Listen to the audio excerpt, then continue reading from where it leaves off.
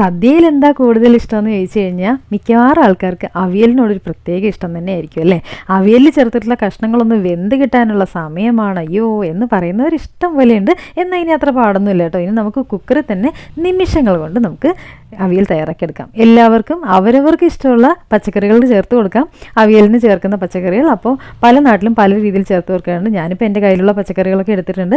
എന്നിട്ട് ഇതൊന്ന് ചേർത്ത് കൊടുത്തതിന് ശേഷം അതിലോട്ട് കുറച്ച് വെള്ളം ഒഴിക്കുക. വെള്ളം ഒഴിച്ച് കഴിഞ്ഞിട്ട് കുക്കറിൽ വെച്ചിട്ട് ഒരു 2 വിസിലാവുമ്പോഴേക്കും ഓഫ് ചെയ്യും. അതായത് നമ്മൾ ആ തേങ്ങ ഒന്ന് മിക്സിയുടെ ഉള്ളിലിട്ട് ബാക്കിയുള്ള ചേരുവകളൊക്കെ ചേർത്ത് ഒന്ന് കറക്കിയെടുക്കുമ്പോഴേക്കും ഈ 2 വിസിൽ വന്നിട്ടുണ്ടാവും. അപ്പോൾ ഈ മിക്സിയുടെ ഉള്ളിൽ പച്ചമുളക്, തേങ്ങ, പിന്നെ അതിലോട്ട് ചേർക്കുന്നത് കുറച്ച് കറിവേപ്പില, പിന്നെ ചേർക്കുന്നത് കുറച്ച് ജീരകം, പിന്നെ കുറച്ച് മഞ്ഞൾപ്പൊടിയും കൂടി ചേർത്തിട്ട് ഒരു 2 വട്ടം ഒന്നിങ്ങനെ ക്രഷ് ചെയ്തെടുക്കുക. ഒരുപാട് അരിഞ്ഞ് പേസ്റ്റ് ആവരുത്, എന്നാൽ ചതയുകയും വേണം. ആ ഒരു അളവിന് വേണം ചെയ്തെടുക്കേണ്ടത്. അപ്പോൾ ദാ ഇത്ര ആയിട്ടുണ്ട്. അവിടെ 2 വിസിലായിട്ടുണ്ട് കേട്ടോ. ആ ഗ്യാസ് ഓഫ് ചെയ്ത് വെച്ചിട്ടുണ്ട്.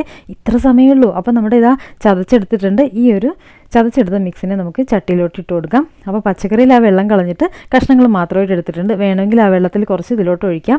അപ്പോൾ അരച്ചിട്ടുള്ള മിക്സിയിലോട്ട് കുറച്ച് വെള്ളം, അതായത് 2-3 സ്പൂൺ വെള്ളം ഒഴിച്ചതിന് ശേഷം ഇതൊന്ന് മിക്സ് ചെയ്യുകയാണ്. അതിൻ്റെ ഒപ്പം തന്നെ ആവശ്യത്തിന് ഉപ്പും ചേർത്ത് കൊടുക്കുക. എന്നിട്ട് ഇതൊന്ന് മിക്സ് ചെയ്യുക. ഇതിപ്പോൾ ഒരു 3/4 ഭാഗമേ വെന്തിട്ടുള്ളൂ. ഫുള്ള് വെന്ത് കുഴഞ്ഞ് ഉടഞ്ഞൊന്നും പോയിട്ടില്ല. അതിലോട്ട് ഒരുപാട് പ്രസ് ചെയ്യാതെ ഈ അരപ്പൊന്ന് മിക്സ് ചെയ്തതിന് ശേഷം അടുപ്പത്തോട്ട് വെക്കുക. ഇപ്പോൾ എല്ലാം കൂടെ ആകെപ്പാട് ഒരു 5 മിനിറ്റ് സമയം എടുത്തിട്ടുണ്ടാവുള്ളൂ. എന്നിട്ട് ഇതിനെന്ത് ചെയ്യണമെന്ന് വെച്ചാൽ നമുക്ക് ഒന്ന് ചൂടാക്കാം.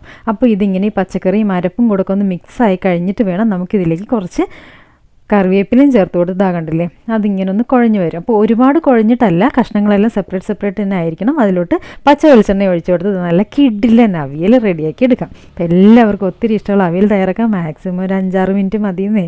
ഇത്ര സമയം എടുക്കുള്ളൂ. പെട്ടെന്ന് നമുക്ക് കുക്കറിൽ തന്നെ തയ്യാറാക്കി എടുക്കാം. അപ്പോൾ കഷ്ണങ്ങൾ വേഗാതെ സമയമൊന്നും എടുക്കില്ലല്ലോ.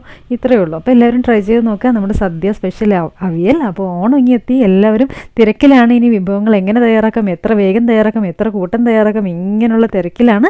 അപ്പോൾ വളരെ പെട്ടെന്ന് നമുക്കിനി അവിയൽ തയ്യാറാക്കിയെടുക്കാം. അതുപോലെ തന്നെ ഇന്നലെ കുക്കറിൽ വളരെ പെട്ടെന്ന് പായസം ഉണ്ടാക്കിയെടുക്കാം. അങ്ങനെ പല പല വിഭവങ്ങളും നമുക്ക് ഓണം ഗംഭീരമാക്കിയെടുക്കാം. എല്ലാവർക്കും ഓണാശംസകൾ.